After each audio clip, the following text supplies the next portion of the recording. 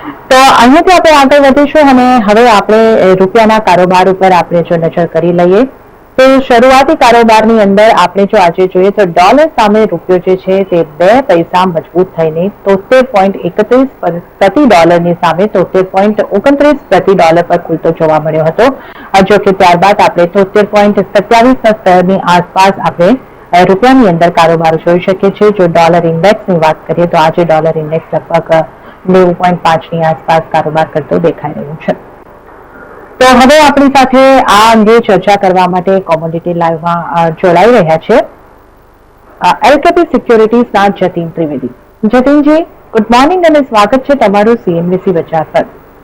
જતીનજી, રૂપિયાની ચાલને તમે આજે કઈ રીતે જોઈ રહ્યા છો? કારણ કે જે રીતે આપણે જાણીએ છીએ કે એક તરફ ક્રૂડની કિંમતો ખૂબ જ ઝડપથી વધી રહી છે, ખૂબ જ ઊંચી થઈ ગઈ છે, તો બીજી તરફ યુએસની અંદર મોનિટરી પોલિસીની અંદર ટેમ્પરિંગ કરવામાં આવી પણ શકે છે અને નહીં પણ આવી શકે. બંને તરફની સંભાવનાઓ બનતી દેખાઈ રહી છે. તો આ બધાની વચ્ચે રૂપિયાની ચાલ કેવી રહેશે? Very good morning, Zanna. Yes, rightly pointed. Couple of factors જે અહીંયા important રહેશે એ છે કે ક્રૂડ ના પ્રાઇસીસ કન્ટિન્યુઅસલી આપણે એક હાઈ નોટ પર સ્કેલ પર ચાલતા જોઈ રહ્યા છે, which is negative for the rupee. એના પછી યુએસ ડોલર ઇન્ડેક્સ નું જે ટ્રેન્ડ જે છે ક્યાંય ને ક્યાંય થોડુંક સાઇન્સ છે કે રિવર્સલ લઈ રહ્યું છે, તો that is again a negative for rupee. Tapering અને જે વર્ડ જે છે અગર એ લોકો યુઝ કરે છે પોતાના સ્ટેટમેન્ટ્સમાં અને ક્યાંય ને ક્યાંય ડોવિશ સ્ટાન્સથી લઈને થોડુંક ન્યુટ્રલ પણ અગર તરફ હિન્ટ કરી રહ્યા છે, તો એનાથી આપણે જોશું કે ડોલર ઇન્ડેક્સના અંદર એક સ્ટ્રોંગ ઉછાળો જોવા મળી શકે છે આજે રાત્રે જે ફેડરલ રિઝર્વનું સ્ટેટમેન્ટ આવશે એમાં. હાલાકી ઇન્ટરેસ્ટ રેટને લઈને કોઈ ચેન્જ નથી એક્સપેક્ટ કરી રહ્યા અમે, બટ એ લોકોનું જે સ્ટેટમેન્ટ રહેશે, ફેડનું જે સ્ટેટમેન્ટ રહેશે, that is going to be very important. Slightest of hints going towards hawkish or slightest of hints કે ડોવી સ્ટાન્સથી થોડું હટી રહ્યા છે એ લોકો આગળ ચાલતા, એ હટશે આગળ ચાલતા, એ સ્ટ્રોંગલી ડોલર ઇન્ડેક્સના માટે પોઝિટિવ થઈ જશે. તો એના કારણથી આપણે રૂપિયાની જે ટ્રેન્ડ જે છે એ પાછું સ્ટ્રોંગલી એક નેગેટિવ ફ્લોમાં આવતા જોઈ શકીએ છીએ આવનાર સેશન્સના અંદર.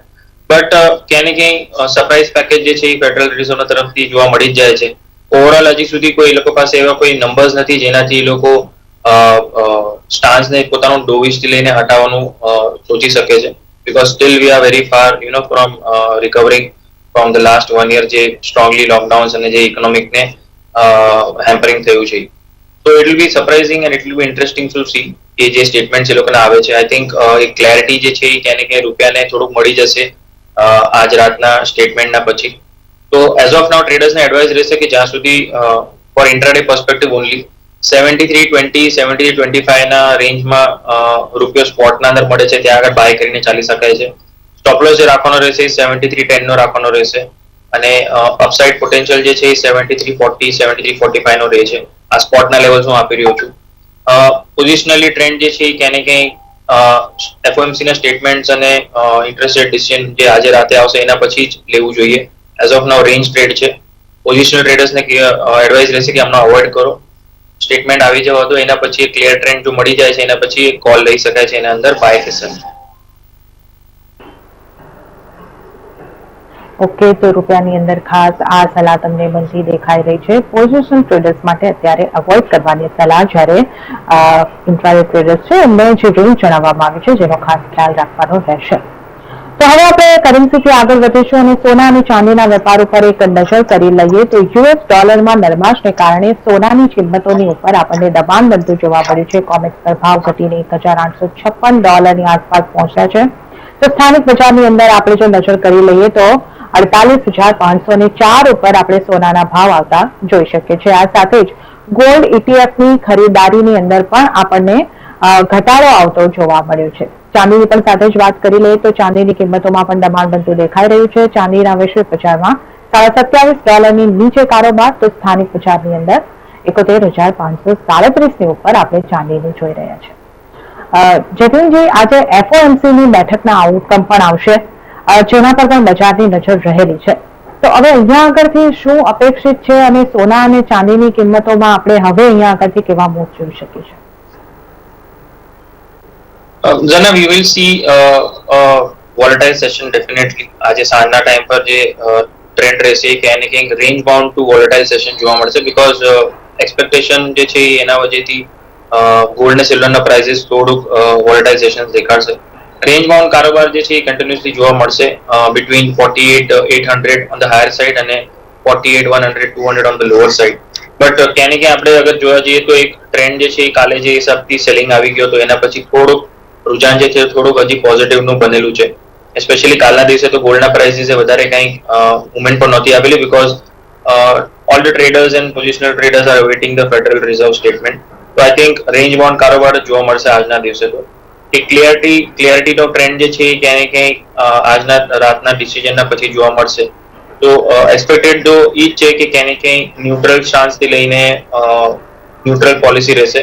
બટ ઇન કેસ ક્યાંય સરપ્રાઇઝિંગલી કંઈક ડેટા એવું આવી જાય છે એ લોકોના તરફથી which will act quite volatile for gold and silver. તો લેવલ્સ જે અહીંયા ઇમ્પોર્ટન્ટ છે એ છે 48,800 ઓન ધ હાયર સાઇડ. જો 48,800 ના ઉપર પ્રાઇસીસ ટ્રેડ કરવા માંડે છે તો અમે એક્સપેક્ટ કરી રહ્યા છે કે ગોલ્ડના પ્રાઇસીસ અહીંયાથી 49,400 49,500 સુધી એસ્કેલેટ થઈ શકે છે. Whereas on the lower side 48,100 strongly important પણ છે. તો જો અગર 48,100 ના નીચે 48,100 ના નીચે અગર ટ્રેડ કરવાનું ચાલુ કરી દે છે ગોલ્ડના પ્રાઇસીસ તો ત્યારબાદ આપણે 47,500 47,400 ના રેન્જ એક્સપેક્ટ કરી શકીએ છીએ on the lower side. So it will be interesting wait and watch situation છે as of now. Day traders માટે એડવાઇસ છે કે 48,800 on the higher side and 48,200 250 on the lower side આ રેન્જના અંદર ટ્રેડ કરવું જોઈએ ગોલ્ડના અંદર. સિલ્વરની તમે જે રીતે વાત કરી સિલ્વરના અંદર થોડું પોઝિટિવિટીનું ટ્રેડ જોવા મળી શકે છે આજના દિવસે. જે હિસાબથી કાલે એના અંદર સેલિંગ પ્રેશર જોવા મળ્યું હતું because of base metals. I think સિલ્વરના પ્રાઇસીસ થોડા અહીંયા પોઝિટિવ સપોર્ટ પાસે જ છે. તો થોડુંક હજી ડીપના માટે વેટ કરો. 71,400 ના લેવલ્સ મને સારા લાગે છે ડે ટ્રેડર્સના માટે.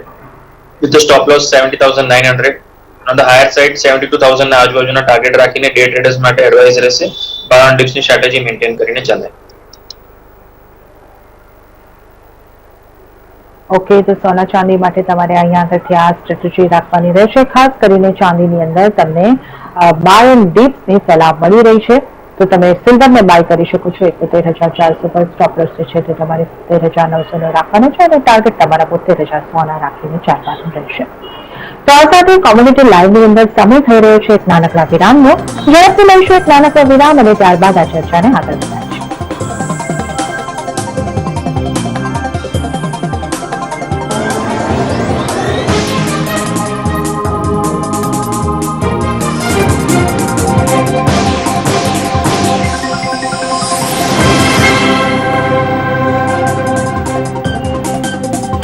વિરામ બાદ આપનું સ્વાગત છે અને હવે આપણે ક્રૂડના વેપાર પર એક નજર કરી લઈએ. તો યુએસ ઇન્વેન્ટરીમાં ઘટાડાથી ક્રૂડની કિંમતોને સપોર્ટ મળી રહ્યો છે. બ્રેન્ટના ભાવ રાતોરાત વધીને $74 સ્તરની આસપાસ પહોંચતા દેખાઈ રહ્યા છે. ઇલેક્શન પહેલા ઈરાન ન્યુક્લિયર ડીલ પર નિર્ણય સંભવ થાય તેવી આશાએ અહીં કિંમતોને સપોર્ટ મળી રહ્યો છે. તો નિષ્ણાતોના મુજબ ઘટતા રિઝર્વ્સને કારણે ક્રૂડમાં $100 લેવલ્સ પણ જોવા મળી શકે છે. જતીનજી, ક્રૂડની અંદર આપણે જે તેજી છે તેને સસ્ટેન ગતિ જોઈ રહ્યા છે, આગળ વધતી જોઈ રહ્યા છે. રાતોરાત 2% ઉછાળો આપણે જોયો છે, એટલે કે લગભગ 2018માં જે હાઈઝ હતા ત્યાં આગળ ક્રૂડ પહોંચી ચૂક્યું છે. અમુક બ્રોકરેજ હાઉસ $80 કે $100 બ્રેન્ટ ઉપર લેવલ જોઈ રહ્યા છે. તો આપને મત લેવા માંગીશ, આપ આ ક્રૂડની તેજીને કઈ રીતે જોઈ રહ્યા છો, ક્યાં સુધી આગળ વધી રહેશે અને કઈ રીતની રણનીતિ આપણે ક્રૂડની અંદર રાખવી જોઈએ? ઝના, યસ, ડેફિનેટલી ક્રૂડનું માર્કેટ જે છે કન્ટિન્યુઅસલી આપણે એક સ્ટ્રોંગ ટ્રેન્ડમાં જોઈ રહ્યા છે on the positive side. Having said so કે જે હિસાબથી પોઝિટિવ ટ્રેન્ડનું રુઝાન ચાલુ છે ક્રૂડના અંદર કે હજી સુધી લાસ્ટિંગ ઇફેક્ટ છે બીકોઝ વેક્સિનેશન ડ્રાઈવ જે સ્ટ્રોંગલી એસ્કેલેશન થયું છે ગ્લોબલી. તો it is pricing in all the positive factors. જ્યાં સુધી ઇકોનોમી ઓપન અપની વાત ચાલે છે તો ગ્લોબલી બધા જ ઇકોનોમીઝ ઓપન છે. ઇન્ડિયામાં પણ એક સ્ટ્રોંગ અનલોકિંગ ફેઝ થયું છે ચાલુ. તો ત્યાં આગળથી પણ ડિમાન્ડ સાઇડને લઈને ઇશ્યુઝ નહીં રહે. અને સ્પેશિયલી પ્રાઇઝેસ જે છે આઉટલુક જે છે આગળના 3 થી 6 મહિનાને કપલ ઓફ ક્વાર્ટર્સને પ્રાઇઝિંગ કરી રહ્યું છે. તો એઝ ઓફ નાઉ અહીંયા કોઈ વીકનેસનું કોઈ સાઇન્સ નથી as of now. The only weakness sign can emerge which is Iranian ઓઇલનું જે એક્સપેક્ટેશન છે જે માર્કેટમાં આવી શકે છે, દેટ ઇઝ વન ફેક્ટર. અને સેકન્ડલી ઓપેકના તરફથી અગર કોઈ સ્ટેટમેન્ટ એવા આવી જાય છે કે જ્યાં એ લોકો એમ કહે છે કે પ્રોડક્શન એ લોકો વધાવી શકે છે, જે એ લોકો હંમેશા જ્યારે બી જોયું છે કે $80 ના આજુબાજુ પ્રાઇઝીસ આવવા માંડે છે બ્રેન્ડના પ્રાઇઝીસ, ત્યારે એ લોકોનું જે સ્ટેટમેન્ટ જે છે એ ક્યાંય ને ક્યાંક થોડુંક વધતું દેખાય છે સપ્લાયના તરફ, કે સપ્લાય જે છે એ વધારવાનું એ લોકો ચાલુ કરી દે છે. બીકોઝ $50 $60 ના ઉપર જે પ્રાઇસીસ એસ્કેલેટ થાય છે ત્યાં એ લોકોને પ્રોફિટ્સ દેખાવા માંડે છે. તો આઈ થિંક $70 હમણાં જે $74 ના આજુબાજુ ચાલુ છે બ્રેન્ડના પ્રાઇસીસ, એ આઈ થિંક 75 ના ઉપર અગર મેન્ટેન થવા માંડશે તો 78 79 સુધી એસ્કેલેટ થવા જોઈએ. અને સેમ આપણા ઘરેલું બજારમાં પણ ક્રૂડના પ્રાઇસીસ 5400 50 5500 ના ઉપર ટ્રેડ કરવા માંડશે તો next barrier is 5700 to 5800. That is the positional view which I am giving. Traders માટે એડવાઇસ છે કે જ્યાં સુધી 5200 ઇન્ટેક્ટ છે ત્યાં સુધી ડે ટ્રેડર્સ બાય ઓન ની સ્ટ્રેટેજી મેન્ટેન રાખે. એઝ ઓફ નાઉ એવું કોઈ પેનિક સિચ્યુએશન નથી ક્રૂડના અંદર કે જ્યાં સુધી પ્રાઇસીસને લઈને આપણે આઉટલુક જોઈ લઈએ તો 5300 is a very good support zone for day traders. ત્યાં આગળ બાય કરીને ચાલી શકાય છે. 5260 ના સ્ટોપલોસ સાથે ઇમિડિયેટ સ્ટોપલોસ જે છે એ રાખવાનો છે અને ટાર્ગેટ જે છે 5360 રાખીને ચાલવાનો છે ડે ટ્રેડર્સ માટે. સ્વિંગ ટ્રેડર્સ માટે 5200 નો સ્ટોપલોસ જેવી તમે બતાવ્યું એ સ્ટોપલોસ રહેશે અને ટાર્ગેટ જે રહેશે 5400 થી લઈને 5420 નો રહેશે સ્વિંગ ટ્રેડર્સ માટે. ઓકે, તો ક્રૂડની અંદર આપણને તેજી સસ્ટેન થતી દેખાઈ શકે છે અને આપણને જે સલાહ મળી રહી છે એ ક્રૂડના જૂન કોન્ટ્રાક્ટને 5300 ની કિંમત પર બાય કરવાની સલાહ અહીંયા આગળથી મળી રહી છે. તો હવે આપણે આગળ વધીશું અને નેચરલ ગેસની ઉપર પણ એક નજર કરી લઈએ. તો ગઈકાલની તેજી બાદ આજે શરૂઆતી કારોબારની અંદર નેચરલ ગેસની અંદર થોડું દબાણ બનતું જોવા મળ્યું હતું. લગભગ આશરે 0.5% આસપાસનું દબાણ જોવા મળ્યું હતું અને 235 ના લેવલની આસપાસ આજે આપણે કારોબાર જોઈ શકીએ છીએ નેચરલ ગેસની અંદર. તો જતીનજી, નેચરલ ગેસ ઉપર હવે અહીંયા આગળથી આપનો શું વ્યૂ બની રહ્યો છે? એકદમ વોલેટાઇલ કાઉન્ટર છે આ નેચરલ ગેસનું. હાલાકી પ્રાઇસીસનો આઉટલુક અગર જોવા જઈએ ટેકનિકલી તો એક સ્ટ્રોંગ પોઝિટિવ ટ્રેન્ડ જે છે એ કન્ટિન્યુડ છે. બટ હાયર લેવલ્સ પર થોડુંક રેઝિસ્ટન્સ પણ જોવા મળ્યું છે. કાલે એક સરપ્રાઇઝિંગલી એના અંદર એક સેલિંગ પ્રેશર જોવા મળ્યું હતું after a good rally that we have witnessed. But I think this might act as a very good buying opportunity for those who have missed out. જે લોકોએ આ રેલી મિસ આઉટ કરી છે from 225 થી લઈને 245, એ લોકો માટે આ એક બાઇંગ ઓપોર્ચ્યુનિટી બની શકે છે. તો આઈ વુડ એડવાઇસ કે ફ્રેશ ટ્રેડ જે છે અરાઉન્ડ અબાઉટ 233 થી લઈને 230 ના વચ્ચે જરૂર બને છે. સ્ટોપ લોસ જે રાખવાનો રહેશે 224 ના પાસે રાખવાનો રહેશે અને હાયર લેવલ્સ પર 245 થી લઈને 250 સુધીનો ટાર્ગેટ રાખીને સ્વિંગ ટ્રેડર્સ માટે એડવાઇસ રહેશે. ડે ટ્રેડિંગ આના અંદર એડવાઇઝ નથી બીકોઝ વોલેટાઇલ કાઉન્ટર છે. સ્ટોપ લોસીસ જે છે ઇઝીલી હિટ થઈ શકે છે. સો એડવાઇસ જે છે સ્વિંગ ટ્રેડર્સ માટે જ રહેશે, ડે ટ્રેડર્સ માટે અવોઇડ રહેશે આ કાઉન્ટર.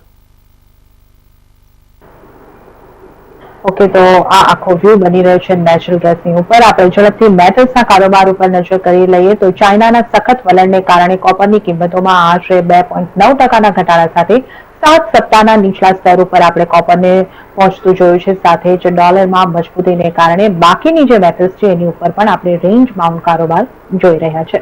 જતીનજી, મેટલ્સ પર આપનો શું મત બની રહ્યો છે? કઈ મેટલ ઉપર ખાસ આપણે ફોકસ રાખવું જોઈએ? કોપરની અંદર આપણે જોઈ રહ્યા છે કે ખાસ એવું દબાણ આપણે અહીંયા કરતી વધતું જોઈ રહ્યા છે. જેવી રીતે એફઓએમસી નું સ્ટેટમેન્ટનું એક્સપેક્ટેશન છે જેનાથી ડોલર ઇન્ડેક્સ જે છે થોડુંક વધી શકે છે. એના કારણે આપણે જોઈ રહ્યા છે કે બેઝ મેટલ ઇન્ડેક્સ અને બેઝ મેટલ પ્રાઇસીસ જે છે બધા જ કોમ્પોનન્ટ જે છે થોડા વીકનેસના ટેરિટરીમાં ટ્રેડ કરતા દેખાઈ રહ્યા છે.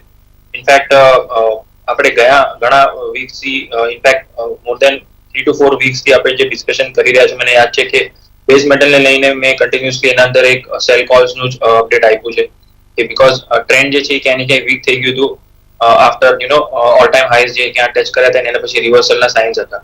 તો આઈ થિંક હજી પણ ટ્રેન્ડ જે છે વીકનેસનો કન્ટિન્યુ દેખાઈ રહ્યો છે.